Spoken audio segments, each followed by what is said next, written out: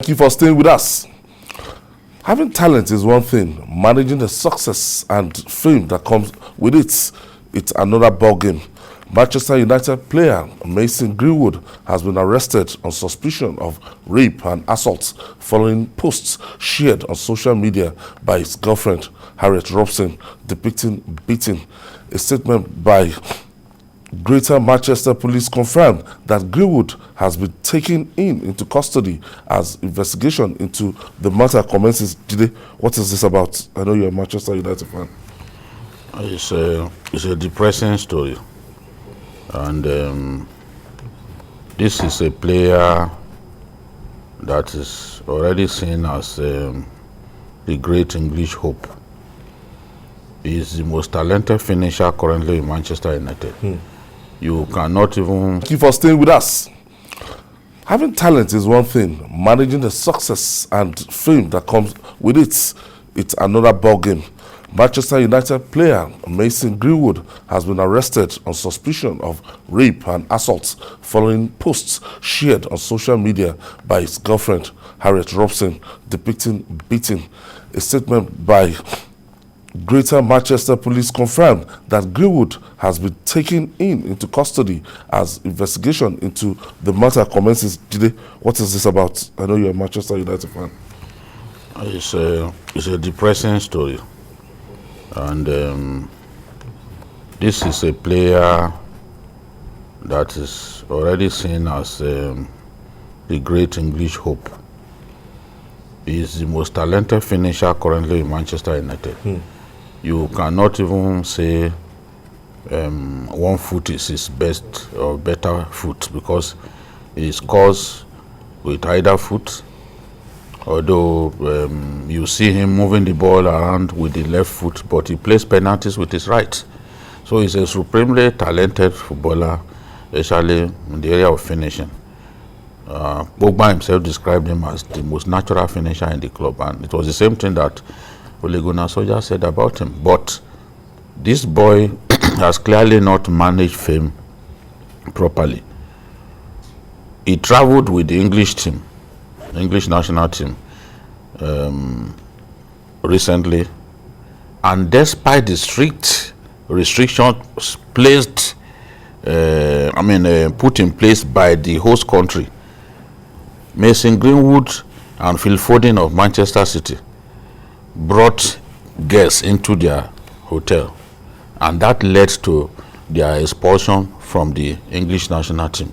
It was embarrassing to everyone that why should you bring guests, despite the fact that even training, they placed restriction around even training, yet they were able to sneak these young prostitutes into their room. So, and Ronaldo has also talked about some players, young players in Manchester United who do not listen to advice.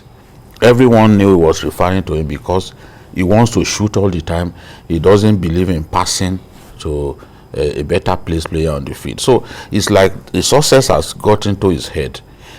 And you know, in that country, beating up a woman is something that they frown at seriously. So this girl had been his girlfriend for years. A white girl, but now that she has released pictures and even audio clip, although she has taken down all of those posts, but people have already screamed and they have evidence, and the police too have evidence with which they can file a case against him. So how he gets out of this now, no one knows. He's in detention currently, and the club has also suspended him. So at the end of the day, he could be jailed. That's about in their country. In that country, for rape, the law says you go to jail for life, but on most occasions, usually 8 years that they get. So it's terrible. He's just 19. But there's this thing with talent without character. You won't go far. A lot of people, you see them talented, but out of the pitch, even within the pitch, the limitation will always be that the character is not just there.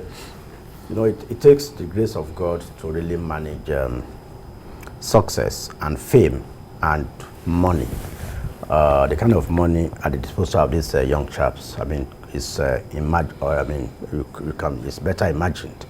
And for a kid, 19 going to 20. What kind of money is the earning? With that kind of money and with the energy.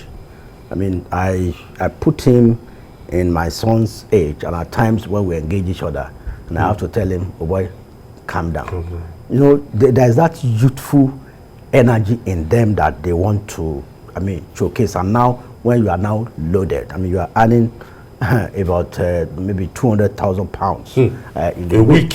I mean, you can imagine 200,000 pounds a week, apart from bonuses and stuff like that. So you will see the girl as, I mean, what's this aunt feeling like? I mean, I saw pictures of the lady with blood marks on her lips and stuff like that before she pulled it out. I mean, I mean, a girlfriend, not just any girl, your girlfriend of several years.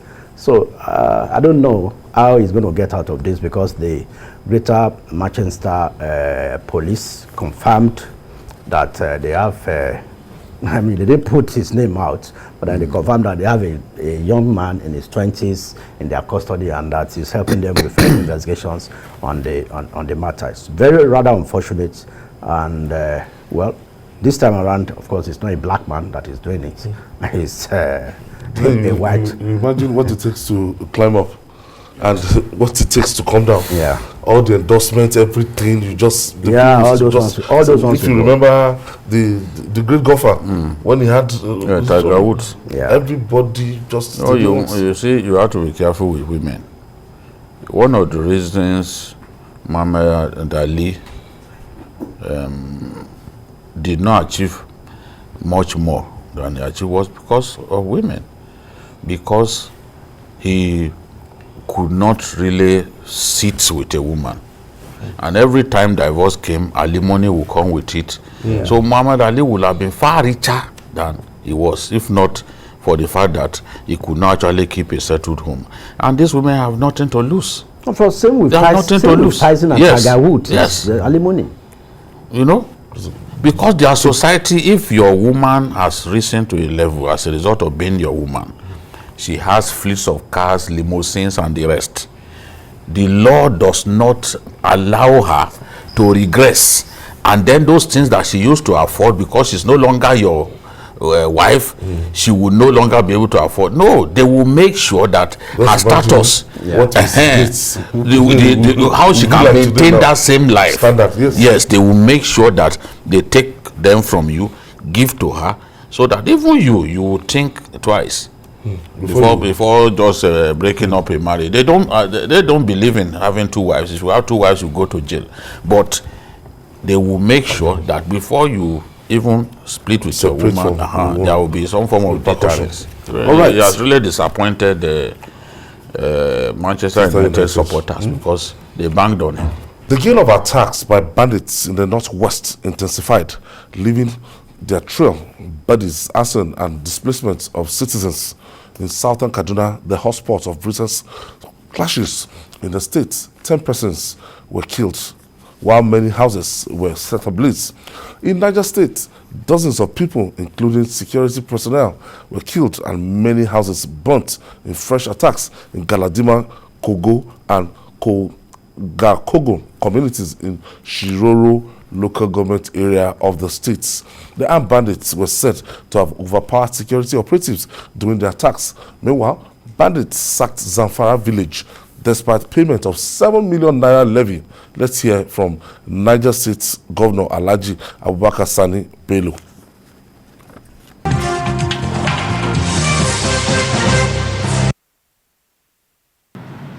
Right now, as we speak, we have at least 7 local governments under siege by bandits. We have so many communities that have been deserted.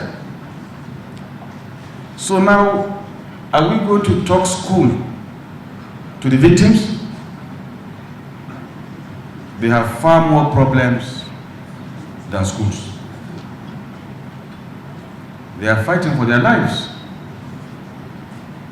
And that is why it is very important for the federal government, the state government to come together and deploy the necessary resources to address this situation. We can't be talking out of school children when we have not been able to secure lives and properties. We can't. We'll just be telling lies to ourselves. We can't.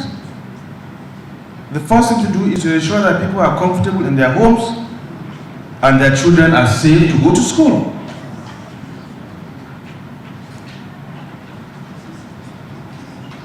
So, Honourable Minister, whatever program you're going to do to address out-of-school children, you must do or look at the security situation of the environment and the size. One of the reasons we're having serious security challenge is because of out-of-school children, especially the Fulani children, the headsmen's children that have not been to school. Investigations points to the fact that they are being recruited easily to join banditry.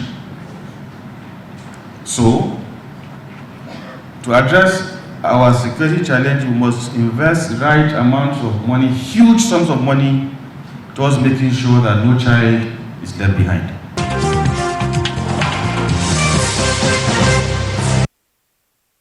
Niger State's arguably the largest state in Nigeria, the biggest state, and when you look at Shiroro, the way it is, and from the way I see it, a lot of uncovered spaces, and those bandits, they've taken over, and they've been hibernating in that territory, and nobody has been able to displace them. Now we have a big security threat in our hands. Yes. When the governor complained some time ago, his focus was on Shiroro. When he said Boko Haram had taken over Shiroro, they were controlling some parts of Shiroro. Shiroro was the problem. Everybody was talking about Shiroro. But now we've heard from the governor that these guys are now, they are running rampant in 7 local governments. 7 local governments, that's worrisome. That's worrisome. And as I said before, even Bogu local government, which is the biggest local government in our country, there is the... That's in Niger. Yes, in Niger. There is the national park that is largely abandoned. The secretary to the government of Niger State was saying that they were making moves, Boko Haram was making moves to get into that national park. And it's such an extensive area. If they get into that place, then they have another Sambisa. How do you track them when they have a huge expanse of land to play with? They've already even mixed up with our people in some communities. They are levying our people. Nobody can go to farm unless they give you the permission to go to farm. So our people are already getting used to living with these bandits and Boko Haram elements in Niger. Now, they appear to be spreading their tentacles, which is bad enough. 7 local governments. Maybe by the time the governor addresses us again on this matter, we'll be talking about 10 local governments. That shows clearly that the strategy has not worked. The other day, the president talked about planning a major military offensive in Niger State. We talked about it, and I said, see, you don't even announce that you are planning a military campaign anywhere, especially when you are dealing with this kind of people. And your state is can be linked by other states.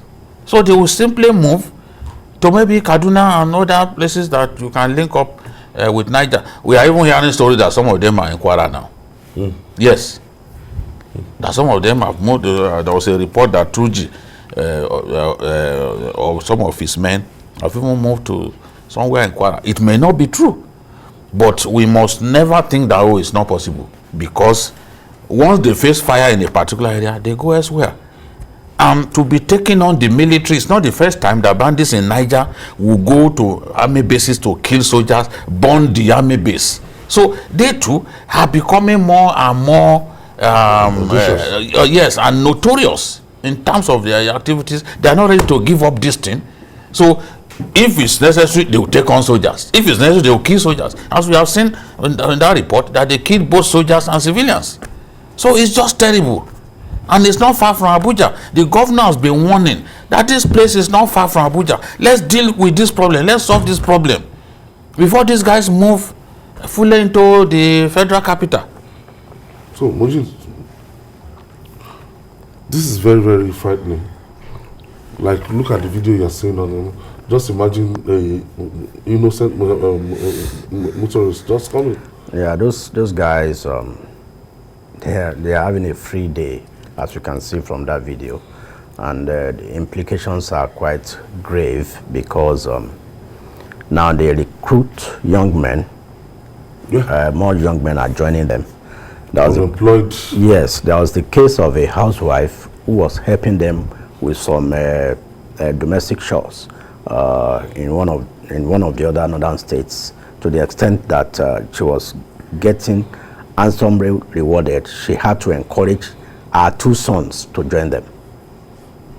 Yeah, because I mean it's as bad as that. Now, the implications for food, for the food supply chain are there. Farmers are no longer able to access their farms, and also the community. I mean, most people cannot sleep with their 2 eyes closed. Security issues. They can't go to farm. They are being made to pay different type of levies. Now they are from 3 local governments. They have moved to 7 local governments now. It's like they are expanding, and you can see they are quite happy. They are happy with their harvest. So I don't know what we can do to stop this. You can see that the governor is not happy from the way he was talking. It's like he's overwhelmed. He has talked about this severally, but it's like help is not forthcoming. I don't know, and to think that Shiroro local government is quite strategic. That's where we have Shiroro Dam, and if anything happens to that installation there, to that power installation, you can better imagine how many it's not less than 700 megawatts we can lose. I mean, and those guys, those are the kind of things they do. I mean, they want to do that. Yes. So this is something that the federal government needs to take seriously, because the police is not even under the state governor, talk less of the army or the DSS that can confront this character. So we'll join the governor to appeal to the president to, send more troops to Niger State, so that people can sleep where they can live happily there. Some people are even counting down to the expiration of this administration, because they are saying nothing will change, because it's as if it's business as usual. We've not gone the extra mile. I've not seen the federal government, I've not seen President Muhammadu Buhari taking extra measure to make sure that if it curtails these guys, the activities of these bandits. They are getting emboldened on a daily basis. Even if there are measures being taken, you can only assess the efficacy of those measures by the success on ground. We can't see visible success on ground, because as journalists we should report what we see, not simply what we are told. The journalist who is out to simply take a press statement and go and report, just as he has been told, has not done justice to his training. That's not how we were trained. You've got to check. What this fellow has told me, is it true? How many people have you spoken with? From what we see, the strategy is not clear cut, it's not discernible, and it's not yielding the desired result, because it is when these stories stop, when Governor Sani Lolo stops complaining, That's when people will know that indeed peace has returned to a state. But sometimes you read report progress is being made. After a few hours, you get report that they've attacked another place. And they have been So technically defeated. this is not the kind of war that we should take lightly. We have to move in quickly. This was the same way we were dilly-dallying over Boko Haram until Boko Haram became the monster that it has become today. So we've got to help this governor. The last time I saw this governor, he didn't have gray hairs. I'm saying the truth. He didn't have gray hairs. But you can see now, he's almost gray to the level of Fashola. I mean, when there is problem, there's no way it won't reflect on how you look. You can't be watching people being killed. And these guys are beasts to the point of even children as young as 3 years, they kidnap them. Some of those madrasat children, they died in their hands. And they have no conscience. They will still go and kidnap other people. So it's a national problem. I have Uchi on the line. Yeah. Thank you for staying with us, Uche. Yeah, thank you. Good evening, Ayo. Good evening. Yeah, good evening, Babajide Good evening. and Moji. Yeah. Good evening. Yeah, good evening. Yeah, this is Uche calling from you. Okay, go ahead. Yeah, you know, why personally I'm perturbed with this administration personally is because this is the only administration, the administration of Muhammadu Buhari is the only administration that he has run for 3 times, and this is the 4th time he ran and he won in 2015. Now, if you look at it, you know, subtracting to 1999. When Obasanjo came, Obasanjo was not prepared to be our president. He came as from, you know, he was in the prison and he was brought in. So also Yaradua was just picked by Obasanjo. And good luck was just fortunate because Yaradua died. Now he is the only one that was prepared to be a leader. And now he prepared very well, but he is the one that is failing woefully now. And you know, when somebody is comparing his administration with other administration, I just wonder where they are coming from, because Uche, thank you for your contribution. Thank you for your contribution there. We still have Kaduna, Katsina being attacked where the president is from. Katsina, it's you know, that state is not at ease. Kaduna, in spite of the developmental stride of Nasir El-Rufai, southern Kaduna is not at peace. Katsina, the VP went to visit the mother of late Yaradua over the weekend, and the governor used that opportunity to tell the VP that the state is still under siege, and that is the state of our president, Katsina. Same with in Samfara. In Samfara, we have 4 opposing camps fighting for supremacy. And bandits. Abu Rabi, Galadima, and Mani groups fighting for supremacy in Samfara. And by so doing, they keep increasing. If you have paid 4 million levy to a particular group, they will say no. You pay to so group, you have to pay to our group. So that is what we are dealing with in Nigeria. Katsina, Kaduna, Samfara, Niger. Katsina, at least 12 local governments. 12 local governments in Katsina.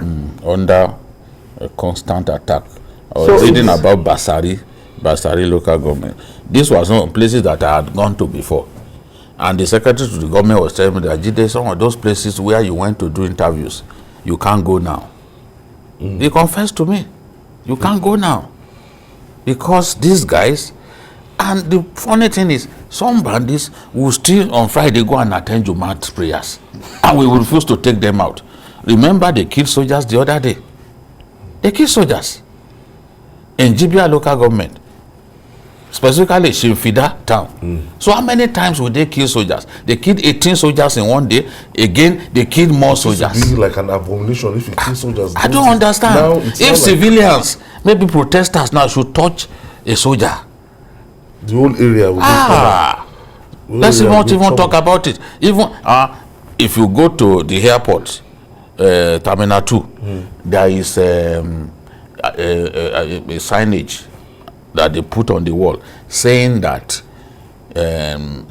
if you you hit a soldier's vehicle with your vehicle, you know that it has grave consequences. But there is a company that has, I think it's an insurance company, they just use that analogy to tell you how much we fear soldiers.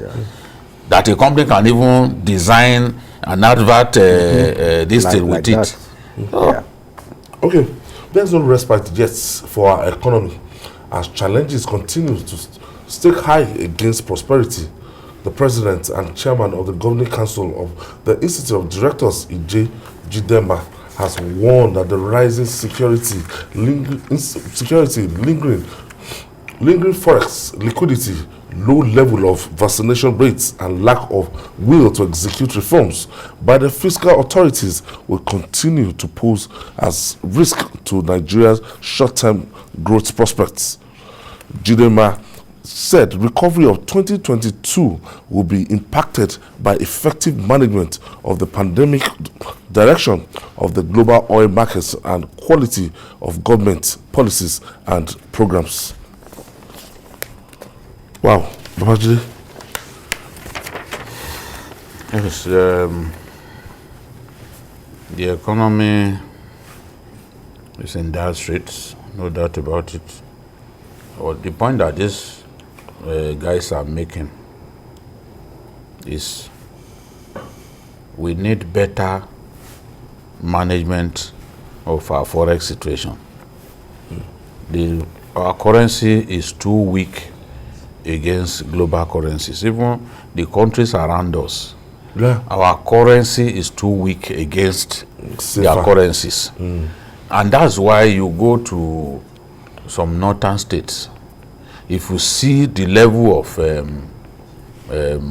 smuggling of Nigerian food crops, some vehicles, they will stack them up almost as high as a story building. They are going to Niger. We are not reaping enough because of insecurity and all that, but even what we are reaping, they are taken to those countries because they know they will earn more, because the currency is strong. So, like maize now, that poultry farmers need desperately, they produce maize, they are going to Niger Republic to sell the produce. So, they want the forex situation better managed. A lot of the companies here are struggling to access forex. Some of them now have to go to the black market. You can imagine pharmaceutical firms and other manufacturing concerns going to shop for forex at the black market rate. Won't that ultimately kill business? Of course, it will kill business in the final analysis because the black market rate is extremely high. And to source it at the official market is extremely difficult. So they are forced to go to the black market. That is a big problem. Then the issue of insecurity. If we want to reflate this economy, we've got to do something about agric production. When we slipped into recession the first time, agric and the aviation sectors were the two sectors that were not in negative. So we need to do something, because even this agric produce, many companies need them to produce as raw materials. But if they can't access them, it then means that things will become far more expensive than they are currently. So that's why they are saying, look, deal with the problem of insecurity so that we'll have greater production and it will impact positively on the economy overall. What we have now, I really do not see how things can improve except we address the insecurity and the problem of access to forex that is driving companies crazy in our country. Some are even worried about our debt, the debt burden we have, how it will impact. Yes, we've on the economy. been borrowing to fund the budget since about 2 years ago. That the COVID situation has not helped that, and they are bound to spend on subsidy too. This year we are going to be spending 3 trillion naira on subsidy for petroleum products, and that's about 250 billion per month. Now, while the IOD president is saying this, is because 5 years ago South Africa was #1 in Africa in terms of GDP, but today South Africa has been overtaken by Egypt as in #2 position, while Nigeria still remained #1, because when most countries went into recession at the during the first phase of the first wave of the COVID, South Africa, it took time to recover, so it got hit. Now South Africa is #3 in Africa, and why the IOD president is a bit apprehensive is the fact that we have projected a 4.25 GDP growth rate for this year, but the statistics are not just there to back this expected GDP growth rate, because last year we had 2.5% growth rate. So that's why she's saying that a lot needs to be done in terms of helping the real sector of the economy, which are the manufacturers and the agri sector. We cannot continue to rely on oil, because now I'm disturbed that at a point when our benchmark rate for the budget is about $58 per barrel, and oil is inching close to $90 a barrel now, we can't see a significant growth in our external reserves, or the so-called excess crude account, which used to be in place during the Okonjo-Iweala years. So I don't know how they are managing this economy, and if we continue like this, diesel today is 365 naira per liter, and most of these companies depend on diesel to fire their turbines, their engines. So that's why the IOD, which comprises of directors of most manufacturing companies and banks, they are concerned that we cannot allow the economy on a free fall, because if we continue to pile we have a domestic debt of 44 trillion naira now. 44 trillion. 44 trillion domestic debt. So these indices are not good for an economy like us. Fine, we still manage to remain #1 in Africa in terms of the GDP at $514 billion. But Egypt as #2 now, they are knocking on our door. And we projected 4.5 GDP rates, except probably when the blue rail and the red lines of Lagos State comes on board, hopefully by the end of the year, maybe that will deflate the economy. I mean, you bear in mind that Lagos economy is about 155 billion. Look at this visual. I'm just imagining the disparity between these two currencies. It's only in Nigeria. It's not light and day. It's only in Nigeria. It's only in Nigeria that you have a parallel market and an official market, with about 150 naira difference. Yes. So it encourages speculators and black markets. And we refuse to close one of those windows. One of those windows. I don't understand. If you don't want to go to close other the countries, window, you won't see it like let's this. bridge the gap. If you don't want to close the window. Honestly. Make at least make the difference closer. As long as even banks that we are giving them money now to sell to, as long as that gap is that wide, they are going to give it to their malams, to their friends. They are going to sell so that you make your money. All through December, I was looking for you BTA. Get official rate 412 between 412 and 415 to $1. When if you go out there to the parallel market, the black market, 570. How? It's just it's unbelievable. This, now we have been told that since this subsidy thing will continue, then we should be ready for more loans. That we'll be taking more loans. If I look at the way our senior brother explained it, that it has implications. That's Femi Adesina, that there are implications for allowing the subsidy regime to remain. That now there are more loans will be on the justifying the loan. So you see, how do we continue?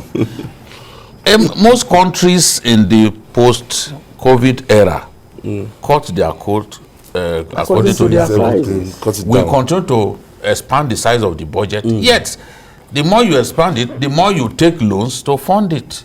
So what is that? Because our revenue profile cannot sustain that budget. We can't finance that budget with our revenue profile. I like what the National Assembly is trying to do now, inviting all those 62 revenue generating agencies to come and explain why they are not generating more. But we still have to do our best to improve revenue. Otherwise, we will continue to take loans. Okay, and finally, it has been long expected that a player will break the Grand Slam tie in men's tennis, and the match that produced that record was long fought.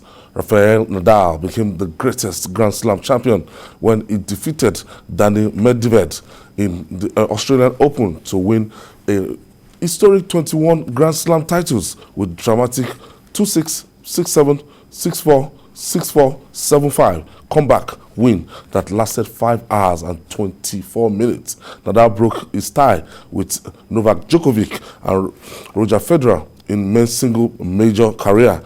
Rafael Nadal, 21 Grand Slam. Emmanuel Akindebua joins us. Emmanuel, what is the implication of this win over 5 hours, 24 minutes? Well, when you go straight to the implication, you take away the story of an epic final. I mean, it was on a Sunday morning. I was in church, and I was tracking the game. And when I saw that Nadal lost the first 2 sets, I was like, wow, sad. He couldn't actually do it because Djokovic also got to the final of the US Open. We hope he was going to become the first person to get past the 20 title mark. But he lost against this same Medvedev. And in the build up to the final, Medvedev said it would be interesting for him to stop another record maker in the final. And after 2 or 3 hours later, when I'd even forgotten about the Australian Open final, I saw it right there that Nadal had won. It's incredible when you look at the spirited performance from this man who just 5-6 months ago was contemplating retirement because he was battling a serious knee injury. He had just won one tournament before this one, which was a warm-up tournament in Melbourne, and now it's become the 24th Grand Slam winner, the first one. When you look at the breakdown of the 21 Grand Slam title he's won, it's not just won it on one surface. He's even become the first player to win a Grand Slam title at least more than once on each of the surfaces. He has 13 French Open titles, he has 2 Australian Open titles, he has 2 Wimbledon titles, and he has 4 US Open titles. It's a stuff of champion, and no doubt a stuff of greatness. Did anyway on his way to one of the greatest of all time? Oh, it's a matter for debate, but if you are looking at numbers now, to win 21 Grand Slam titles, it shows that it's the most successful. So whether it's the greatest, time will tell, because Djokovic still has, from now to the end of the year, I expect him to win at least one to tie up with Nadal. But if he can win his favorite hunting ground, that is the French Open, if he can win it and he goes to, and he is ahead of them by 2 Grand Slams, it will be difficult to overtake him because Djokovic too is 34. As we have seen, Federer is 40, so it's not likely to add to his tally. Djokovic is the person who is likely to add to 5 hours, GD. Yes, and Djokovic, one thing about Djokovic is that his health is better than Nadal's health. Nadal is injury prone because of the intensity with which he plays. You drop the ball at any angle, Nadal will go for it. Djokovic's game is very defensive, but Nadal goes for every ball. His aerobic rate is phenomenal. That's why he will always have injuries. Medvedev gave him some credit. He said, I thought you get tired. After the first two sets, I thought this was going to be an easy walk in the park. Yeah. And you came back and kept fighting. It's remarkable. Even that after the first 2 sets, the third set, he was behind 2-3. He had to come back. He had to come back to win that set. When he was behind 2-3, I was like, oh, if this thing goes to 4-2, this guy may not come back. But he had to dig deep, and his shot selection was excellent. It determines when it's right to go to the net, So it's just a phenomenal player, and I think that if people would describe him as the greatest, they have every right to think so. If not for persistent injury, I'm convinced that he could have won at least 30 Grand Slams, and it's one of the reasons he really lasts on number 1. Djokovic has been the longest on number 1, but for Nadal, he could be number 1 today and may not play the next tournament. So, and when you don't play, you lose points. So, if you look at all-time longest reigning number 1s, you see him far away because of this, the fact that he's always injured and all that. So, for people who say, oh, he can only win on clay, we've seen now, just like Novak Djokovic and Rod Laver is won each of the Grand Slams at least twice. So somebody who has won each of the Grand Slams at least twice, you cannot say that he can only win on clay. Are you going to put him in the same pedestal of the Agassi's, Sampras?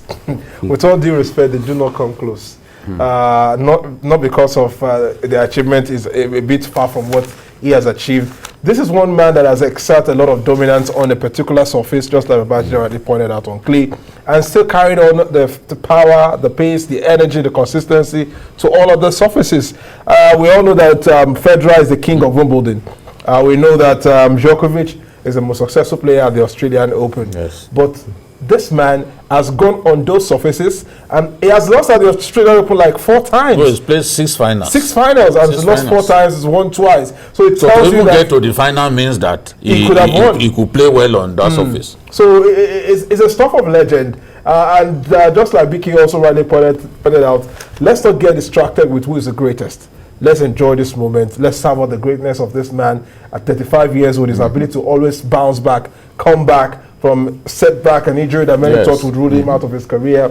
And interestingly, don't be surprised, this man must still go about 3-4 years to come. Because at 37, Roger Federer won his 20th Grand Slam title right there at Australia. So it appears Australia is a place to make history for many of these great icons of the game. But for Rafael Nadal, this will be another challenge. But let's also talk about the other 2 guys who also impressed at this tournament, Dani Medvedev and Stefanos Tsitsipas.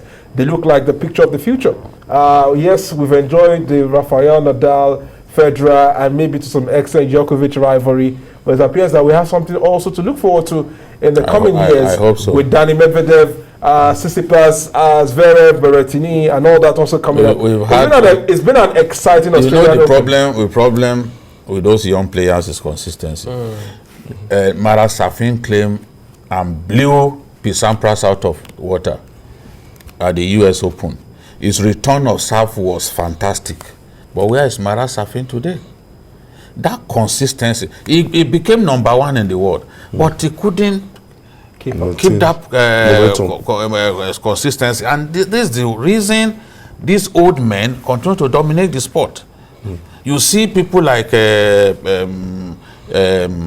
Dominic Thiem. You expect that Dominic Thiem has everything. A powerful forehand. He has a very good aerobic rate. But that consistency to be number one and just stay there. Agassi and Sampras they dominated the sport during their time. They lasted years. Look at the Williams sister, they lasted years. But with today's generation of players, we don't see one both person. the men's and the women's. Yes, if they had been dominating, would a 34-year-old Djokovic still be reigning, be number one? Will Agassi, will Rafael Nadal still be winning? Will Federer be winning a Grand Slam at 37? It's because they can keep that consistency. So I see some player, I say, this guy will be great. Who knows? Fall by the pack. Tell us the factor that age will be playing in this, because when I see the likes of Naomi Osaka playing against the Williams sisters, I look at age. No doubt is a big determinant, a big concern. But for many of these players I've seen, even in football, for the likes of Cristiano Ronaldo, Lionel Messi, who are into their mid-30s and still topping the game, always listed in the top 3 in the world. It shows that these guys have exhibit some level of discipline to remain consistent in their sport. And that's what Nigerian athletes must also emulate. The fact that you can remain true to the cause, keep it going, even when it appears that there's a setback on the road to greatness. Keep it going, remain consistent, keep focused on what works for you, and you'll get there. For Rafael Nadal, another factor we must also point out for this remarkable feat is the fact that he perfected the art of playing with the left hand. I'm not sure we've seen any player who's dominated so well using the left hand. And he's not originally a left-hander. That's a big revelation. It was his brother, Brad, that moved him to move the racket to his left hand. He said, because most tennis players don't use the left hand, if you can perfect it, you will dominate the sport. If you give him something to sign, he will sign with his right hand. He was not originally a left-hander. Do you know why we're not anywhere close to this league?